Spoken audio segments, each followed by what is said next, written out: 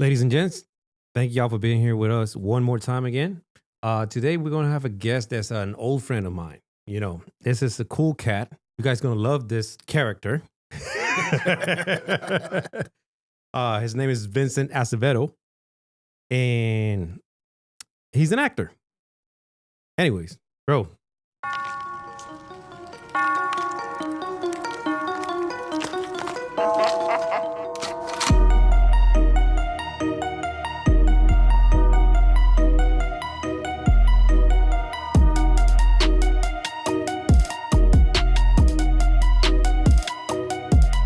Thank you for being here with us tonight. Hey, bro, I'm glad to be here, man. This Yeah. is fun. We want to start with honestly by the beginning. Yeah. and I want to say with inspirations. Oh, okay. I was like, man, the womb is crazy. The womb, all the way back. I was like, wow. No. So let's start with like inspirations, right? Yeah. Like when we was talking about the whole thing earlier, I asked you like, when was that moment that you decided, of all the things you can do in life, you was like, you know what, I want to be an actor.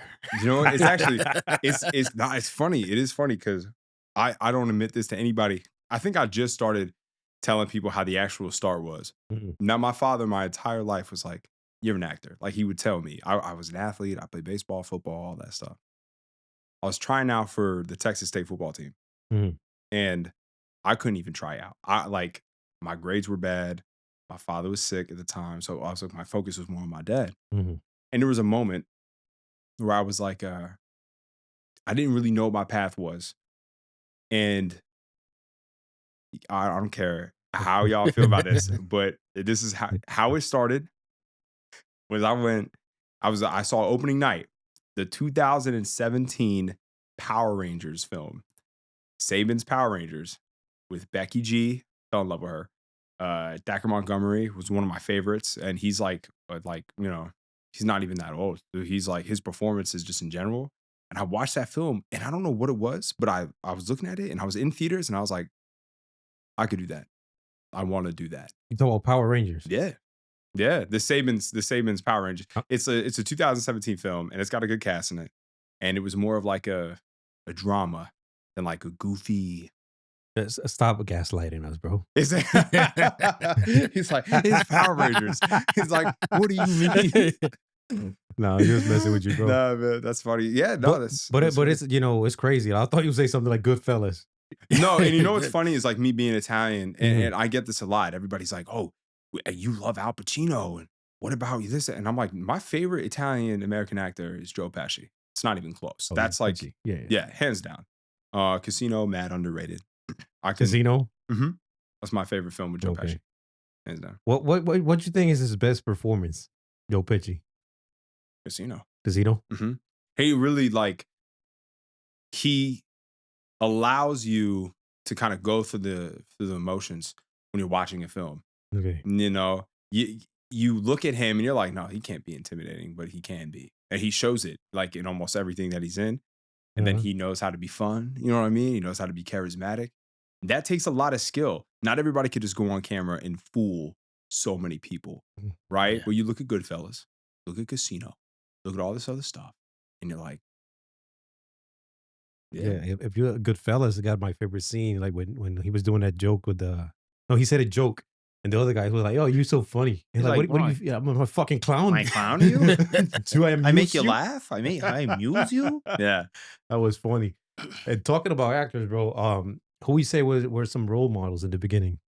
Oh, hands down, what really helped kind of like lead my path. And it's gonna be so interesting. Heath Ledger is probably one of my favorites of all time. A Knight's Tale. I live by that motto in the film. He played Sir William. And in the beginning, it's pretty much a film about, you know, this boy and his father and the separation. And it really focuses on the boy who's played by Heath Ledger, Mhm. and he becomes a knight. And his father told him, a man can change his stars. I live by that daily. I love that. In the film, his father is blind as he's older. So he hasn't seen his son in years. He doesn't know what's going on. And he appears at night Mhm. to his father. It's like, I have word of your son. And then his father said, you know how a father, like, I can't tell you because I'm not a dad, but he had that fatherly sense. And he says, tell me, William, did you change your stars? And he said, and he did. And it's just a beautiful moment. I'm very close to my dad. Mm-hmm. So watching that film growing up and being close to my father, like, felt relatable. It was so relatable, but it was also so powerful because I don't think a lot of people have a lot of supportive, male role models they can go to. Yeah. And Good hands point. down, yeah, my point. pops is definitely part of that. So Heath Ledger, for sure. I really like, and this is gonna be so funny. I met Benedict Wong, who he was fantastic. He played the Great Khan in Marco Polo, and he's Wong in the MCU. Yeah, I was gonna say that Marvel movie, right? No, I met him. I went to a Comic-Con fest, or like a celebrity fan fest in San Antonio. Okay. And he had a booth. And I was like, not a lot of people. And I was like, I want to meet Benedict Wong because I knew him from Marco Polo before he became Wong. Mhm. And I became a fan of him through Marco Polo on Netflix. And then I went to go meet him and stand in his line. And he's like, I was about to take a picture. I was like, I got to be honest with you. I just want to ask you some questions about acting. And he helped me. He helped me choose Meisner, like what technique to do. He asked, he gave me some tips and pointers. I still have he wrote on his little Post-it note. He had his assistant get a Post-it note, Sharpie. It's like writing stuff down. And he gives it to me. I still have it. It's a perfect condition. And I'm not, it's like crazy. It's laminated? No. It should be. It should be, right? Because I don't know how it stayed so nice for years. Like that thing looks like a brand new piece, like ripped off. And it was a really big, once he did all that for me, oh my gosh, I fell more for it. But I am definitely, like I said, Dacre Montgomery, who's best known for his role as Billy in Stranger Things, was huge in my like decision making for film. Because not only is his performance so believable, it's so powerful, but if you look at everything he's done, whether it's short films, whether it is Power Rangers, whether it is like serious dramas and comedies, he delivers. I want to say even his audition tapes. You seen him? A million times. A million times. Because you have to also be your own motivator. Because I could look at all these actors and I'd be like, oh man, I love these guys. You know what I mean? Like I love Chadwick Boseman, rest in peace. And I love Denzel, Chris Pratt, and all these other actors. And it's like they all did something different for the industry that the other person didn't do. And it's kind of really cool to kind of like have your role models laid out and they're all completely different from each other. You know what I mean? So that's always been like for as far as I can count right now, like pressure wise, those are the actors I can think of. Yeah, those are my guys. Yeah. Okay. Because when I said role models, it's like when I think who would I like to be in the industry? Obviously, I'm my own person, so I'm gonna be me. But Yeah. I like Sly. Sly is a gangster. So that's my guy right there. Yeah. So if I were to ask you the same question, I know you're gonna be you, but who would you like to be like? That is tough. That is tough. Okay, next question. No, it's okay. No, but it's a good question because like the answer, like for me, is you're right. Like me, because I'm different. Like, and I don't mean like I'm a little different. Like when it comes to like how I would present myself and like how I would like introduce myself to people and like who's around me.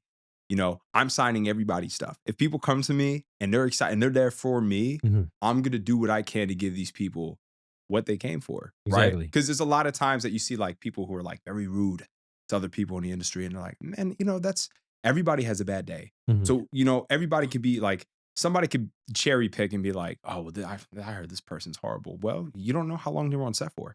They could have been on set for 16 hours. You know what I mean? Back to back to back to back. And that's emotionally draining. Yeah. You know what I mean? My goal as an actor and just as a person is to still be able to deliver that level of kindness to people, to fans, to the people who supported you.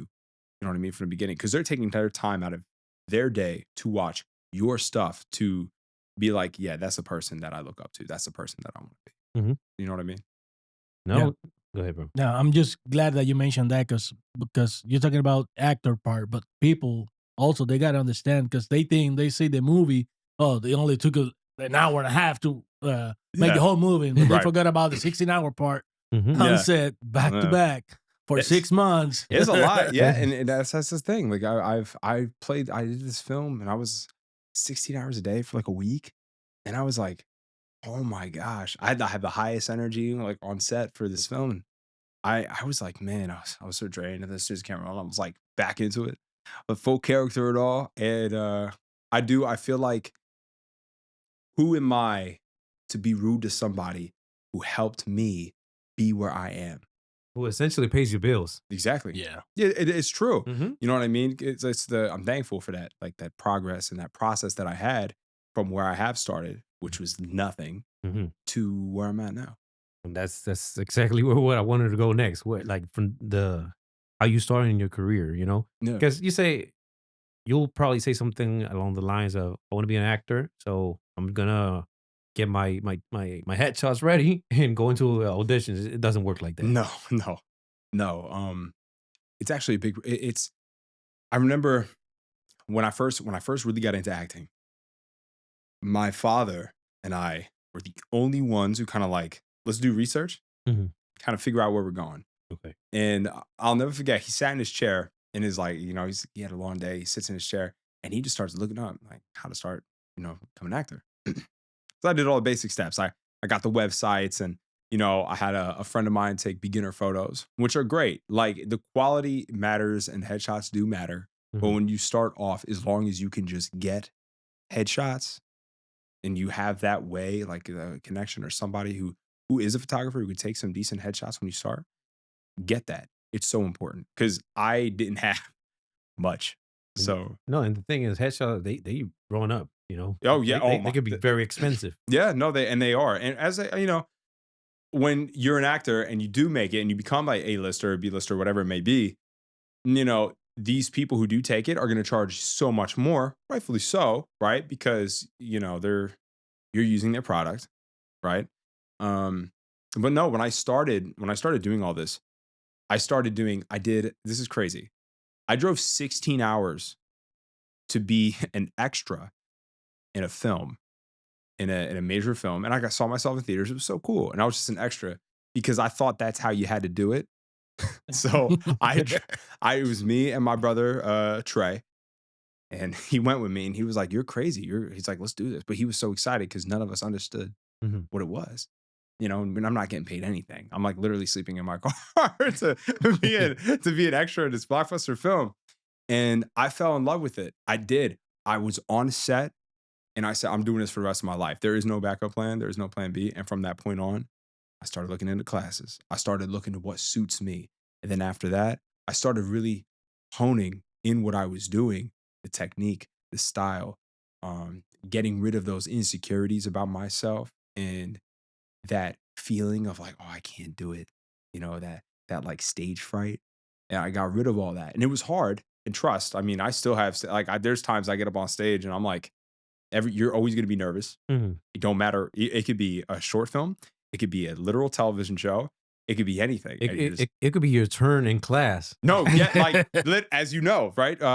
So, and for those who don't know, George and I have actually done class together. So the fact is that he gets it. Like, I've seen him go up there and do some like crazy stuff, and he's seen me go up there and do some crazy stuff. And the pressure, it feels like the whole world is watching you. There's 15 to 20 people watching. You know what I mean? And you're like, right? You're like, some agent in LA is going to see this, and I got to. No one. Yeah. It doesn't matter what level you are. The nerves hit, and if they don't, then are you alive? Mhm. Right? Because I like that. Like, man, I'm nervous, but you know what? In this scene, I'm excited, and then you kind of find out how to turn that into something else. You know what I mean? Mhm. So, and I was able to do that throughout all of this stuff, signing with an agency, actually have like networking. It's so important. Mingling, talking, meeting people, you don't have to be, extroverted like myself, because I know I'm super extroverted, as you know, Mhm. but you don't have to do that. I know plenty of people who are very to themselves and who are doing great. Mhm. And it's just, they want you. They want you, right? And the character that you bring to the table, your version of a character. You know what I mean? You Mhm. don't want to do an audition or a self-tape whatever it may be, what you think they might want. Because if I do that, I'm psyching myself out. Exactly. I'm getting nervous. I'm thinking about the lines. And I'm like, oh man. So you have to study it. Read the script, get the lines down, look Mhm. at the character. And that's what I would do. Mhm. And luckily I signed with a really good agency. I love them. They're a great agency. And from that point on, I just kind of kept trying to grow my craft and mostly kind of just focus on the art itself and how I can be better, because you do need that type of experience and the knowledge in the craft to be able to book stuff, because it's a challenge. You're competing with everyone, Mhm. and it's better to not really look at it as a competition, but is this good for me? And if it's not mine, that's okay. The next role will be for me. That's how you have to kind of look at it and kind Mhm. of like grow. Okay, okay.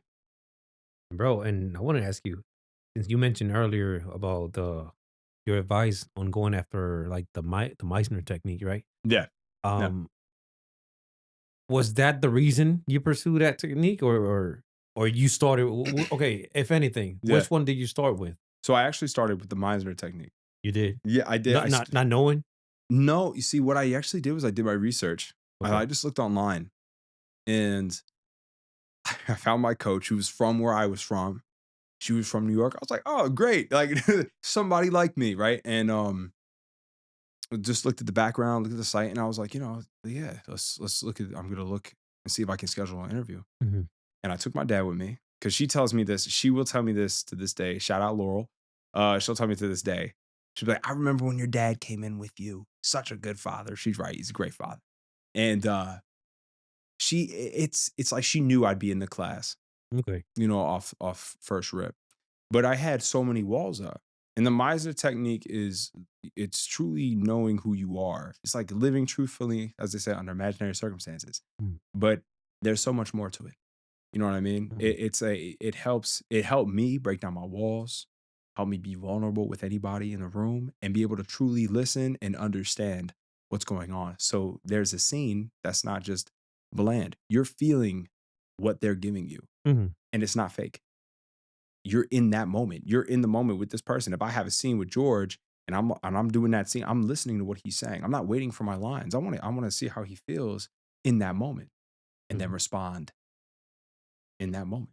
And that's why I love Meisner, man. And that's the cool thing about repetition too, right? Yeah. Because you're repeating with the other one, and you're in your head. Yeah. Don't expose me now. Yeah, I do have that effect on calling out a lot of stuff. And that's the fun part about repetition though, too. Like even to this day, as much repetition as I understand and Meisner as I know, there are people who will call me out. And I know it too. And I'll be like, Damn. damn. Yeah, it's like they got me. Yeah. Yeah, that's crazy. Have you tried any other technique? Method, improv, or you just uh Meisner the whole way? I'm always open to learning anything. Okay. I'm very open-minded as an Mhm. actor, so I'm always down to learn something. The right now I do on camera acting. Okay. With Richard Robertshaw, and then I do in the moment acting with Laura Bouvray. And there's Meisner, and then you have an on camera technique. And How is that different? oh god, a lot. It's so different that it's hard to explain. Um they're two very different coaches, Mm. exceptional coaches. But they're two very different coaches. Their approach is different, their methods are different, their technique is different. And what I like to do is learn from both and truly take what I can understand and kind of like create out of that, right? Because you don't want to have the same exact method as the person next to you or go through the same exact process, because then it's not your process, it's a shared process. Mhm. So if I hear something and I'm like, man, I really like this. I like the way, say Richard opens up the character. So I really like the way that I was able to connect because I opened myself up in a certain like exercise, right? But I really like the way I locked in and listened in my Meisner class and the way Laurel would explain it. Because Laurel doesn't, it's not like she throws you a million words. She doesn't, right? Mhm. You find that on your own, and she just guides you to find that on your own. And doing that and kind of like taking from the on camera and taking from the Meisner and kind of creating your own process, your own development, right? That to me is like kind of like the best from both of them, because you can't really explain exactly what they do because it's a challenge, right? I'm not a teacher, Mhm. I'm an actor, right? And they teach what they know, and I kind of just grab or try my best to grab from each one that I know I can use. Moving on your portfolio, bro. So I want to know, what was your first acting gig, let's say, that it was significant. It was not an extra. You Yeah. know, you had actual You lines. didn't have to Yeah. drive 16 hours just Yeah. to sit there. Yeah. No, it's actually really funny. Shout out my buddy Cam for this one because Who put you on? no, so this is actually hilarious. Okay. I was signed with my agency. Mhm. I was signed with Collier. I was signed with my agency, and I was heading to Austin Film Festival, I think in 2022. And I'm headed there with my buddy Cam. And we had plans to take over the world. We knew nothing. I mean, like we were like, yeah, we're gonna go there. We're gonna mingle with everybody. We literally did. Actually, I still have friends from that festival who run, which is crazy. And I got an audition for my agency, Walker. Mm. And I was like, oh, that's awesome. I'm so excited. This is the sixth audition I've had from the show. I got like 14 hours to turn it in. Mhm. And I looked at Cam and I was like, dude, what am I going to do? He's like, we got it. He's so nonchalant. He's like, we got it. So I call a friend of mine. They tell us to come over, and I film the audition. And I'm like, I felt good, but I was like, I'm not going to get it. And every other role was like, is slowly bigger than the last one. Mhm. It's like, it started getting bigger. And I remember when I was at Austin Film Festival, the same day, I see my agent in like one of my agents in the Omni, the Omni Hotel, because they had a bunch of conferences and stuff like that. Mhm. And she's like, just letting you know, like, you did it. I was like, did what? Like, what are you talking about? And I booked it. And I had I remember I had a phone call with Laura. And she's wonderful. Laura's wonderful. Heather's wonderful. They're wonderful. Mm. And I was so excited. I couldn't believe it. And then when the day that I actually got like to the fitting, I Mhm. was like, ooh, I could get used to this. And then we were on set, and I was like, I did my scenes. I remember there were so many cameras in the room, and it was a small room, but it was in a major studio, right? And it's a small room. And then you have one guy like this. And watching what I'm doing. It's like this, and then you have another person with a camera. There was a camera right here. There was a camera right here. There's a camera right here. And I was like, I was like, I deserve this. I was like, no, I was like, I was sitting there, I was like, cake. Like, I was excited. I was so ready. I was so excited to be somewhere I felt like I belonged. Okay. People thought I was absolutely insane. Like, and I was like, yo, I'm on TV right now. This is nuts. Like, this is a real set. And the experience, I have a good friend, my buddy Asher. I literally booked the role, and I met Asher like the day before shooting, day of shooting. And we met, and we got so excited. Like, we were bros, we were boys off rip. Like, it was awesome. And he's still a very good friend of mine. He's in LA right now. He's doing his thing. And no, it's awesome. That was my first big one for sure. Walker. Did you get to meet Jared? Okay. It's weird because I'm in this like I'm from his past. Mhm. You right? I saw him because there's no one that tall else that's in the studio. There's no way. How tall is he? I don't know, like 6'7". 6'7". So like, yo, that was good. Bro, that's the clip right there.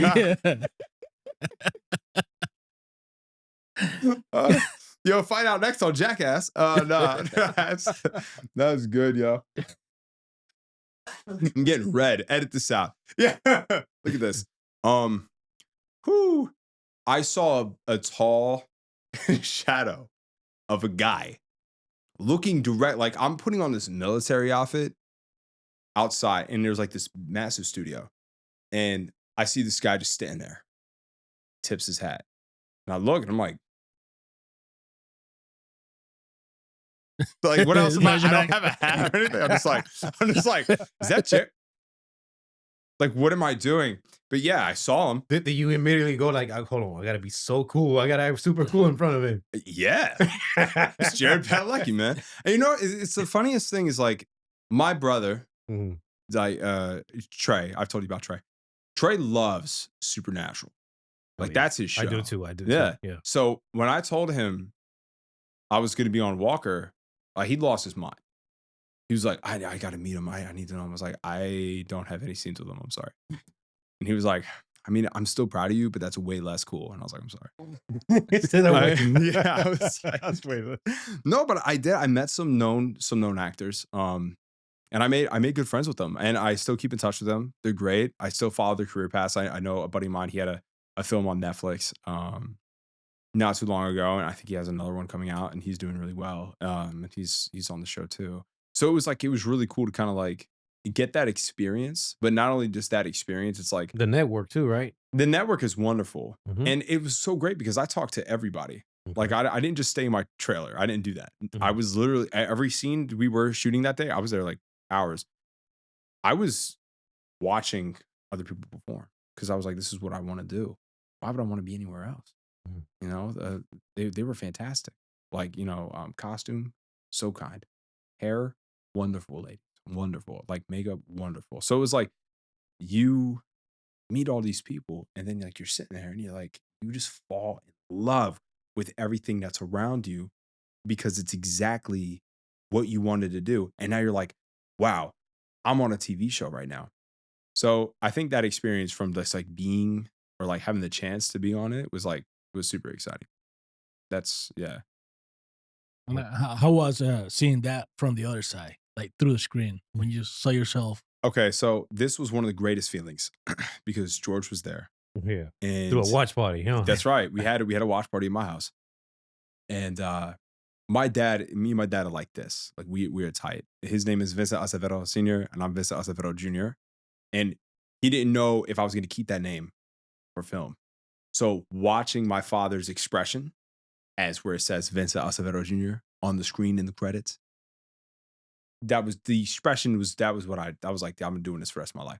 It's that feeling, you know what I'm saying? Because it's like, it's so awesome to see not only my dad so proud of me, but my friends in an absolute, like, this is him. He did this.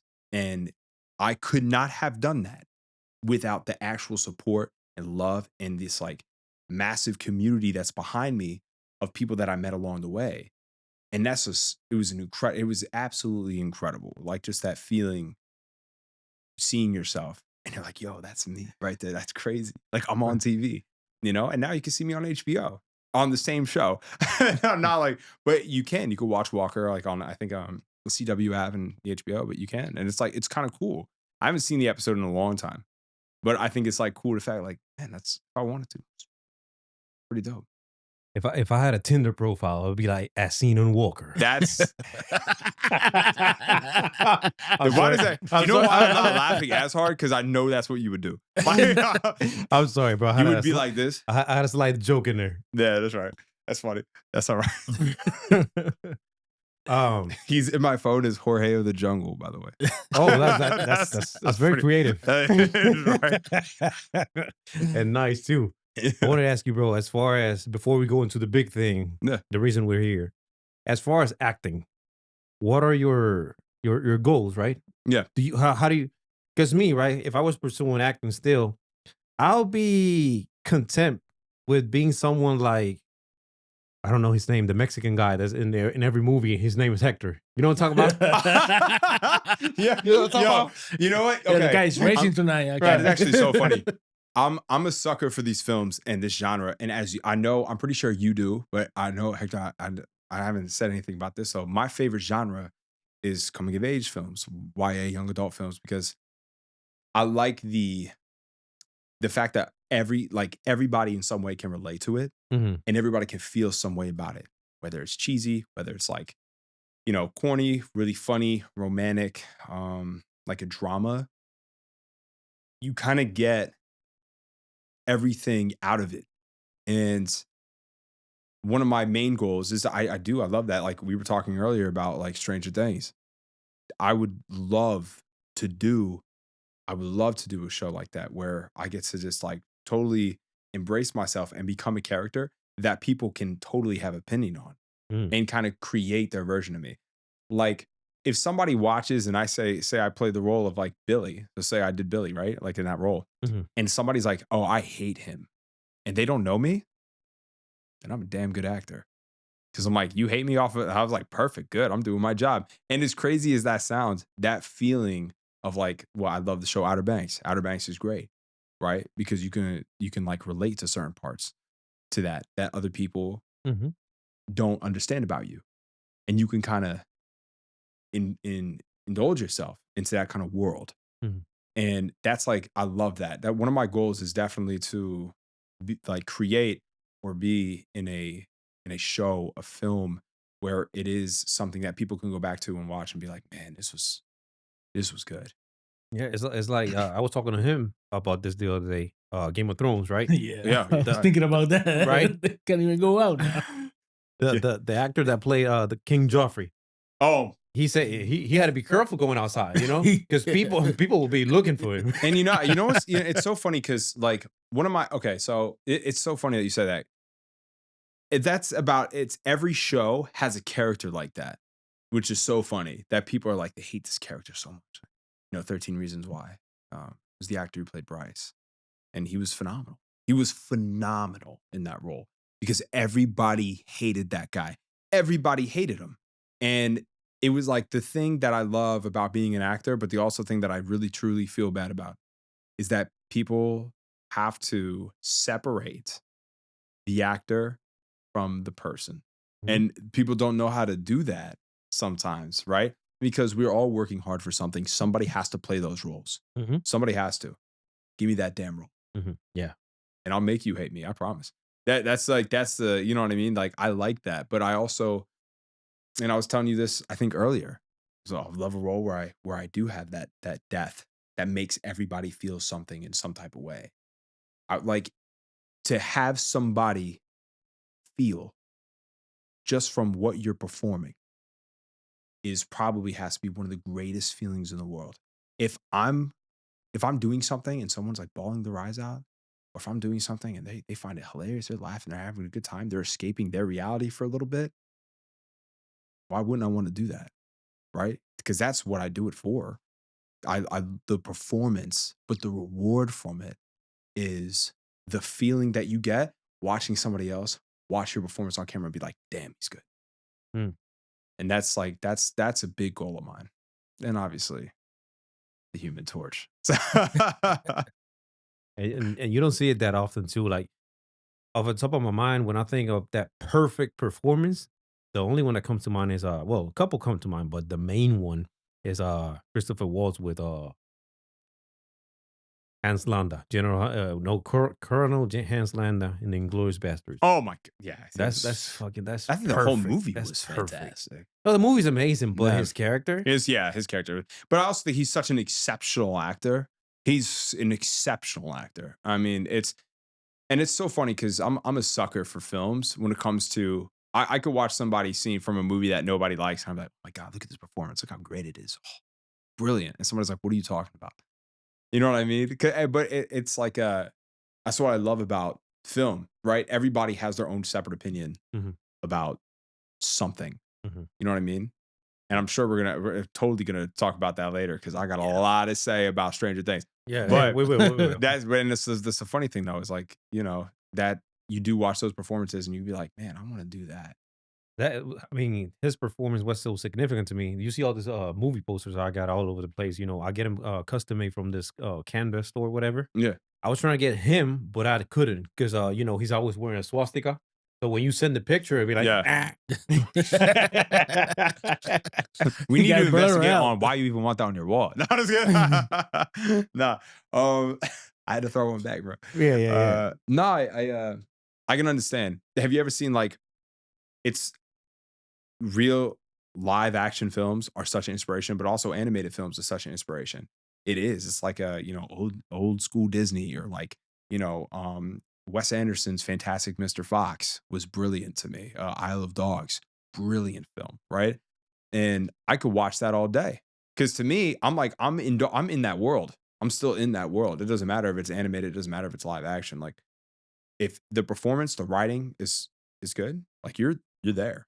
Mhm. And that's pretty powerful. All right, bro. It's time to talk about the elephant in the room. So, moving on into the rowdy few. So, I don't even want to ask you nothing yet. I want to open the floor. I want you to tell me about it. Well, tell us about it. The Rowdy Few Mhm. is one of my favorite things that I got to create. And Why did you decided to create that? because somebody told me I couldn't be a Texas kid. Hmm. So I wrote the Rowdy Few. I'm not even kidding. What? It was crazy. Yeah. You know, I told you don't look at the camera. Look at the camera. What you got to say to them? Just watch me, because I'm like that. And I don't mean like, oh, I'm like that because I'm great. No, I'm like that because there is no one in the world who could tell me what I can and can't do. We're actors. And when I heard that, I was like, I got an idea. And I don't know what it was. I don't know how it happened. But my buddy Zach Atwood and I, he's a great actor, phenomenal talent. I remember we were at this actors like get together in Austin. I don't even know I couldn't even tell you the name of it. I don't remember. I was just told to go. And there was this stand where important people would just come up, introduce themselves, and talk.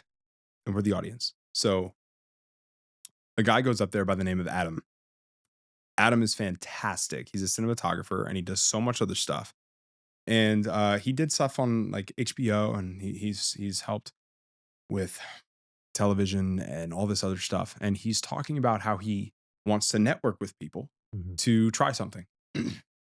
And Zach and I look at each other simultaneously, like, and as soon as it ends, we both, I mean, I've never ran so fast in a building in my life. Like I was like, this guy has to hear us. Like I said, introduce ourselves, we talk, and he's like, oh man, that's send me a script of this weekend.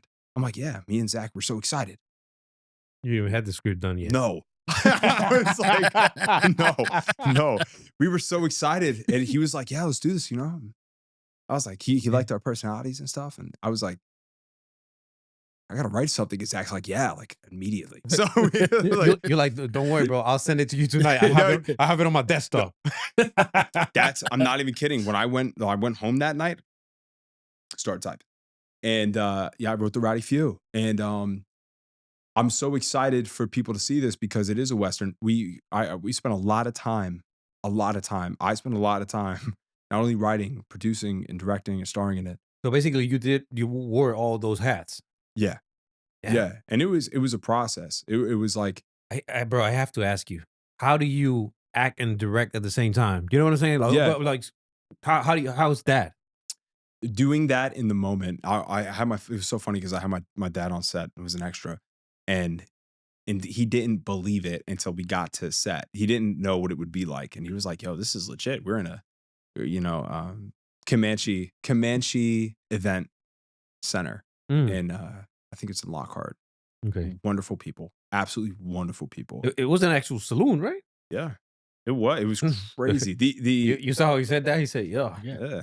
We worked hard for it, and that's hey, shout out Zach because Zach, green is- screen. my buddy Zach had the network to find that place.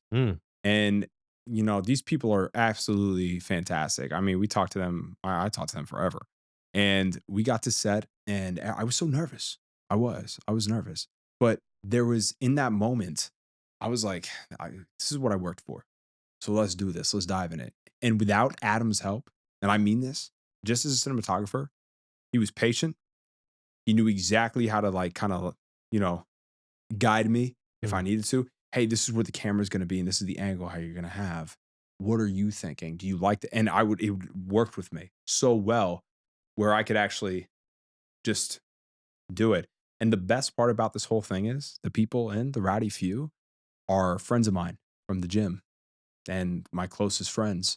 Beautiful. And I'm so serious. That's how we did it. Shout out Justin. Justin is a phenomenal actor.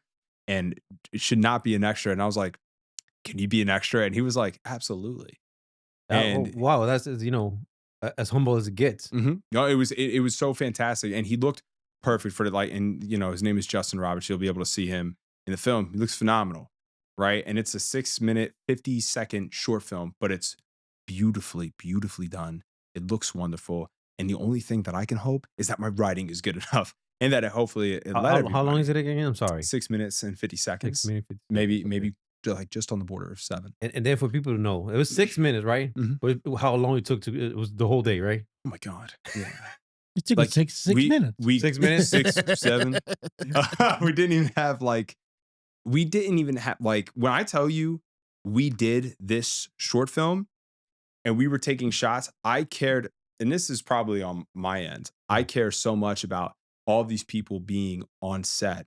We had Ashley, she's from the gym, she's beautiful, she's wonderful. She played a bartender. She killed it. She looks like a legit, and I mean, she looks like a legit actress. She was perfect. She listened to everything I say. I didn't have to tell her much. She was brilliant, right? Mhm. My buddy Austin, Grecia, she was on set, and they were wonderful. It was so insane that everybody just listened perfectly. Jacob was there, wasn't he? Jacob was awesome. Jacob was so fantastic. He plays Charlie in the film, and he did great. Everybody did great, and this film is not possible without them. I had to have Jacob in the film. Okay. I had to have him in the film. I was like, that's my guy. And then the guy who plays one of the sheriffs, you get this scope of him. He's actually an actual officer in Kyle. And it's pretty cool because what I wanted to do with this film is make something a little more realistic as a Western. A lot of us grown up with Westerns like Tombstone, which is legendary, and all these other stuff where it's like majority white people. And I feel like in that time, that's not really realistic. You get a diverse sense of everyone because the West was for the people who were free and the laws weren't followed. So anybody could be there. So why not kind of create this diverse area? Mm-hmm.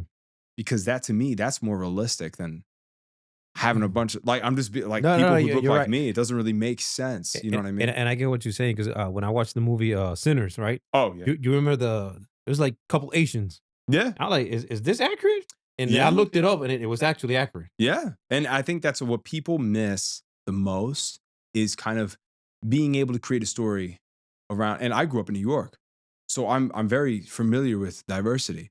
And I like to include that in my stuff because it's not forced.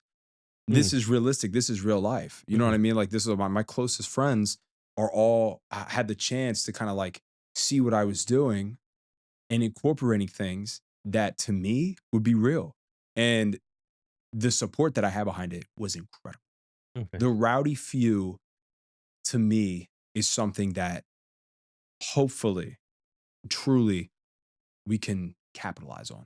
Nice. Yeah. Hopefully expand into a future film. Yeah, I mean, it was a series, a feature film, something, because there's so much lore that I have behind this. And this is the first thing I ever wrote. It's the first thing I ever wrote on a paper. And you know what they say? The first thing you write is gonna be trash. And I'm like, man, but it's gonna look beautiful because my cinematographer Adam really knocked it out the park. But we had such a great balance of people. You know, I had a great AD. Her name was Jackie. She did great, right? And I had I had friends Tiffany and Kaysen and all these other people who were kind of helping me without even knowing what they were doing. They were just there to support me. My good friend Alejandro and Jamar, they're two of my closest friends. They loved it. They look fantastic on camera. And he Alejandro threw in some words in the beginning, and he did so good. And I like the improv so much. He's not even an actor. He cooks. He works. You know what I mean? He cooks. He works a 9-to-5 job, and he's having a conversation about the West. He took it serious. And I'm like, we got to keep that in there. And it was great. You know what I mean? And now he gets to see that, and that's such a rewarding feeling. The people on there, we had Jesse, a good friend of mine, my father's, who's a legit cowboy. And, we worked with my dad, and he's, the experience everybody got to feel it felt like a true set. It didn't feel like respectfully, it didn't feel like a student film. It didn't feel like a regular short film. The actual help that Zach and I were able to get Mhm. on set, and there was no Sunset Sal without Zach. There is no Sunset Sal without Zach. Deliverance, performance was executed greatly, and the performances by everybody, the way it was shot, the look. I'm very proud of it. I'm very proud of it. Is this film festival material or what are we doing? I can make a 1 minute skit in this film festival material. Oh, You heard? yeah. No, I'm just kidding. No, genuinely, in my eyes, of course it is. Okay. I took so many shots of extras in this, of the people that I had on set, because I wanted them to be seen in it, because they put their time for free into this. Mm. Just because they're like, yeah, we believe in him. Mhm. And I can't even make this up. I cannot have done that without these people. I wouldn't have changed anything. Maybe an extension of the time throughout the day. But I mean, that's it. It was one of the most interesting things I've ever seen. My father saw my performance and he was absolutely in shock. And that's the feeling, right? That's the feeling that you want. Adam was like going crazy once we were done because he thought it was awesome, and it was so fun to shoot. And we did it all in a day with minimal idea of how it was, a minimal budget, and just the group of people. I'm like, this is awesome. That's the feeling that everybody should have. It's like feeling a part of something bigger than myself and everybody else. It's just like you're a part of that. And now we just made it something. And now we just want to watch it. Where can we watch it when it's dropping? Yeah, I can't wait. We will be hosting a private screening of it, and then I'll tell you later. And then good. And then we're gonna actually submit it. We're gonna submit it to festivals. We're gonna do a whole run, a campaign for it. I've never done any of this before. Shout out Zach, because Zach is way better at this than I am when it comes to. Oh, I know how to submit and what to do. And I'm like, thank God. Because I have no idea. But it's the process and the directing and acting at the same time. It's pretty insane. Mhm. Holding an emotion and saying action and then getting into it. It was such a fun experience. And I would do it again. It felt great. It did. It was a great feeling, great atmosphere. And I was like, that's what I want my sets to be like. I want them to be fun. I want people to have a good time. Everybody was having fun. And I loved that. It was definitely a trial. No, and even the producing, getting all that people together and making it happen. Yeah, No. that was something. That was, shout out. I remember Jackie made the call sheet, and I saw the way she did it, and I was like, I would literally could not have done this call sheet without you, because I have no idea how to do this. And just having everyone there. And it wasn't perfect, right? Like, we obviously have everybody, like, the things mess up, right? Of course, like, nothing goes as planned. The fact that not everything went as planned, but we were able to kind of like get around it, and find our way and kind of keep going. And there was like no stress. I felt great. I was like, man, I got so many people here that I care and love, like, that are just genuinely here to make something that honestly people don't take the risk to make. And how cool is it that we get to do that? Like, I got to make something and take the risk to write it. It could be the worst thing you've ever seen written, but those performances will distract you, because everybody in there did such a brilliant job that I like I said, I couldn't have done it. I could not have done it without them. I know you said it's a Western, bro. Can you share a little bit more with us, if you can, about the plot? Like, what is it about? That's true. Yeah. Basically, two worlds collide when two great friends, Pretty Boy Roy and Sunset Sal, collide. Let me guess who's Pretty Boy Roy. One and only. Go ahead, bro. The one and only, baby. The worlds collide when morals clash.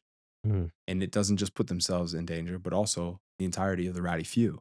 The Rowdy Few is just more than Pretty Boy Roy and Sunset Sal. We don't really get to see that, right? But it's really awesome to see kind of how you can make like a Western gang in that time and really run with it. Because let's be real, no one is sane in that time frame. And I like the fact that, you know, I create a character, Pretty Boy Roy, whose whole thing is like being this, you know, suave guy, this good looking cowboy who's kind of crazy, right? Swap it, guy. He's kind of crazy. But like realistically, it's funny because it's like that's how, you know, he's smooth, he's charismatic, but he's an outlaw for a reason. Sunset Sal is crazy. Like these people they're outlaws, right? So he's crazy for no reason. Oh, Sunset or Pretty Yeah, Boy? Sunset. Pretty Boy. Well, they're outlaws. There's you know what I mean? There's so much backstory that I would love to kind of just like throw. Okay. You know what I mean? But that costs money. And Mhm. like that's okay. You know what I mean? It's like even if not now, In the and like, future. you know, yeah, of Mhm. course I'll bring this back. I'll bring back the Rowdy Few. Why not? You know what I mean? Because like now it's like, I know for a fact I can do it because I did it. Mhm. Now let's see what else we can do with it. Let's Exactly. even see what else we could bring from it. The storyline's good. I just need to figure out how to write the story. Mm. You know what I mean? And that's kind of like the process of it. Okay. I know, and like I was saying, telling our boy Louis last time we talked, that shout out to you for creating an opportunity in this whole new world and not waiting for it to happen. You know what I'm saying? That means a lot, man. That means a lot. Because you and Louis, man, we go back. So it's like it's a really good feeling to kind of like have that support that I've had. Not only like 'cause Louis was gone for a while, and but I still had his support Mhm. 100%.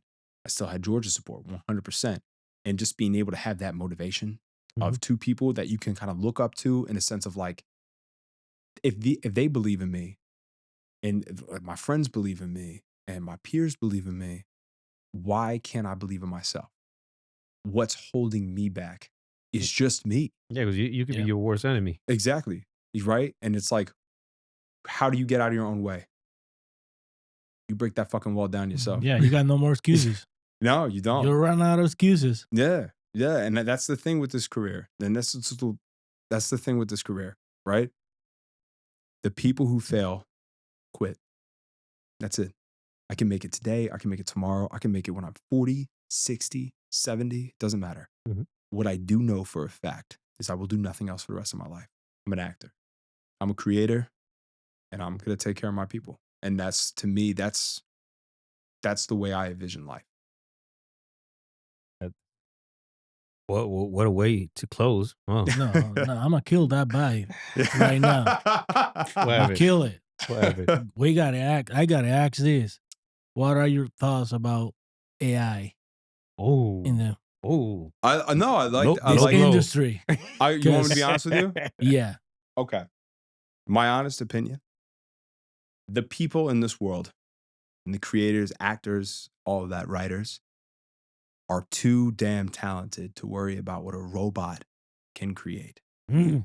Oh, AI, sure, it has a lot of benefits, but the one thing it will never have is this. You can't get that anywhere else. That is a human quality that we are blessed and cursed with. Animals, people, all of us, we have heart. And sometimes you can't get the best piece of art without it. You can write, you can throw an actor in there and have them hear another voice that's not real. And you know what's going to know that's not real? A human, when they're like, see, I can understand what he's saying, but I can't really feel that other piece Mhm. because they're missing this. Mhm. You have to have that. This is what creates everything. You don't create the Rowdy Few.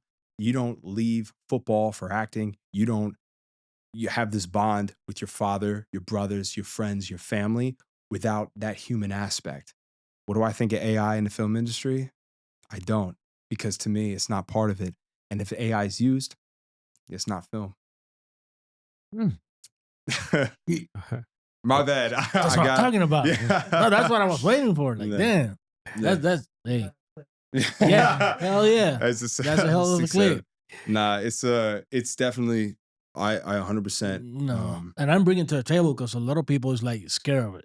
I'm not. Like I will say use it as an advantage to you, but You can keep it real. Yeah. Don't rely on it. Right. Do not replace hardworking actors. Yeah. Don't replace hardworking vocalists, people who put their lives in this just because you want to save some money, but you'll never get the aspect of what it feels to make something real. because you're replacing that piece that these people put in their hard working for something that's irreplaceable. These people's visions, their efforts, we need that error to correct mistakes. If I fail on screen and I make a mistake, great. I'm only going to be better, right? But at least you see it from me first. I'd rather fail and people see it than see some fake version of me. That's not going to fail. That's not going to fail It's going to be perfect. That's right. Because I failed my entire life. I don't mind failing again because one day it's going to pop. Because that's how it is. That's, you know what I mean? And if you don't believe in that, and if you don't believe in yourself, and if you believe that, well, you sit there and you're like, well, maybe I should give up. Maybe this AI thing's taking over and I can't do it. And you already failed. You can't think like that. They say AI is going to, they're going to put some AI voice thing, whatever, on the same screen as me. And I'm outperforming it any day, fail or not. And then I'm just going to get better while it stays the same. We was even talking about that one day in Laura's class about Tom Cruise. Remember that conversation we had? Because in Tom Cruise, right? If you watch all his movies throughout the years, you can see his performance getting better and better and better. Of course, with AI, you won't be able to see that. No, it's gonna be perfect from the get go. Yeah, exactly, and that's like the human element that we miss. How can you relate to perfection? You can't do it. No, because no one is perfect. Everybody starts from somewhere. You're playing with cards that are dealt, but the best thing about your hand is nobody else has that hand.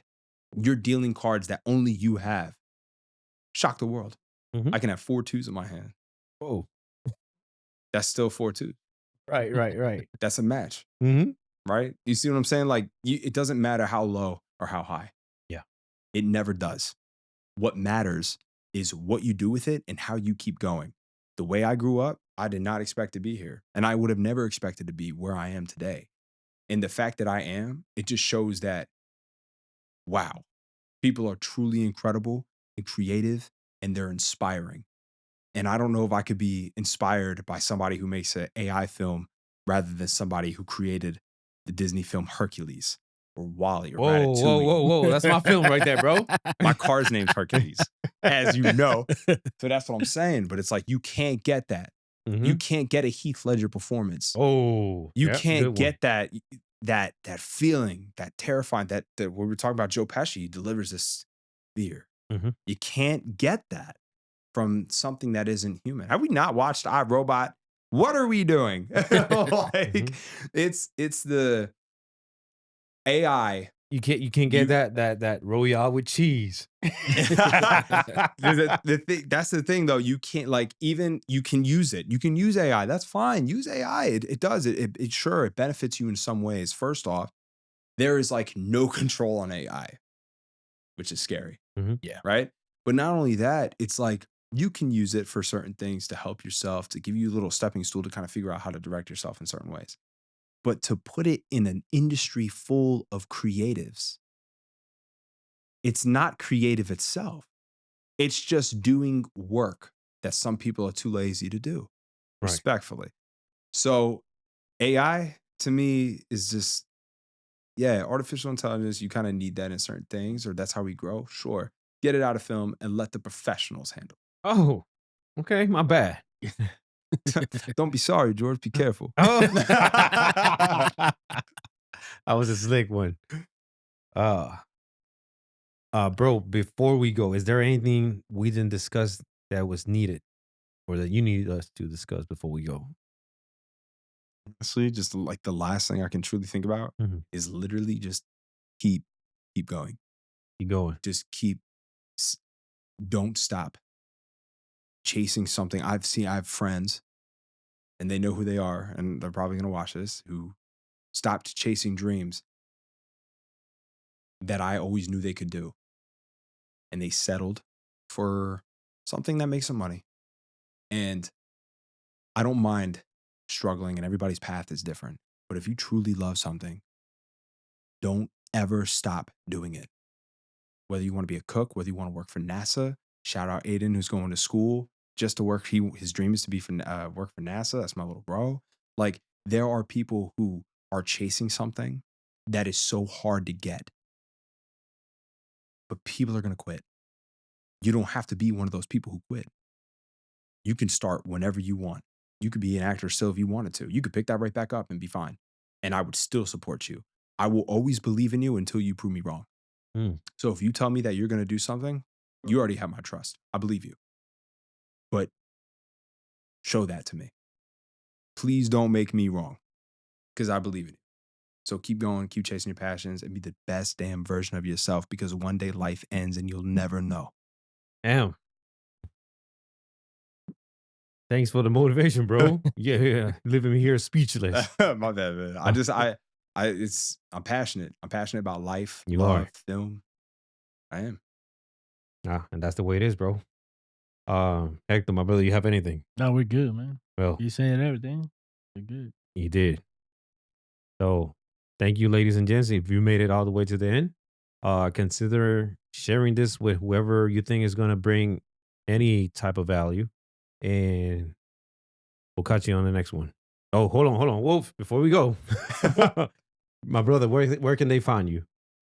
You can find me on Instagram, or you can find me on TikTok, all platforms, IMDb, Vincent Acevedo Jr. For those, I know Acevedo is a little difficult. ACEVEDO JR. Vincent Acevedo Jr. All platforms. All right. Thank you, brother. Thank you.